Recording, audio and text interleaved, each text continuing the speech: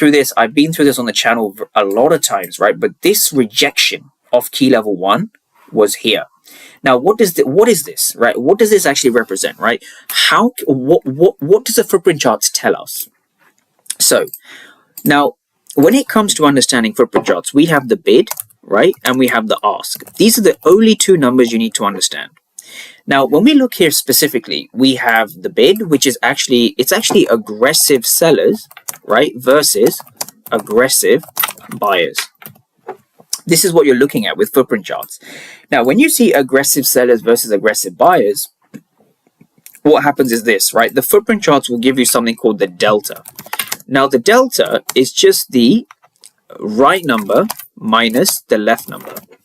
Now, more specifically, what we see here is a negative delta or a red delta, right? We see this red delta, right? So what does the red delta translate to, right? We see the red delta here.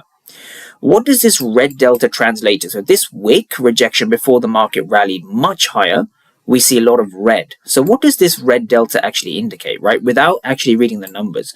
Well, what it tells us is that there are more aggressive sellers, right? So there are more aggressive sellers than buyers, right? More aggressive sellers than aggressive buyers. Now, you want to look at that. You want to ask yourself something.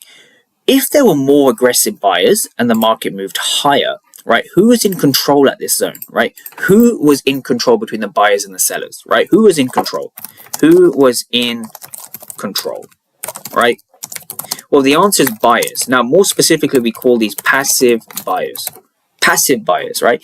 Passive buyers are basically what's driving price up at this zone, right? Passive buyers, right? Passive buyers. So understanding this basic logic can really help you on the footprint chart. So think about this through. You have the bid and the ask, which give you the aggressive sellers and the aggressive buyers. Now, when you see red delta, there are more aggressive sellers than buyers, right? So who is in control? Well, it's not the sellers, because if the sellers here were successful, they would have drove price down. But the fact that price went up, it shows you that the passive buyers are really in control, right?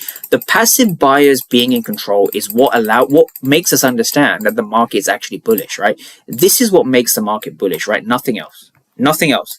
Nothing else makes the market bullish the way this does. So now we're looking at key level 1 and key level 2. So if this is 1, this is 2. We're looking to take a trade off, and this is 3. We're looking to take a trade off ideally 2 or 3. Which is exactly what happened here. So what is the theory behind this, right? How did I know price was going to go up, right? What was the main sort of theory over here? So candle by candle, we're going to break this down. So let's break this one down. So execute.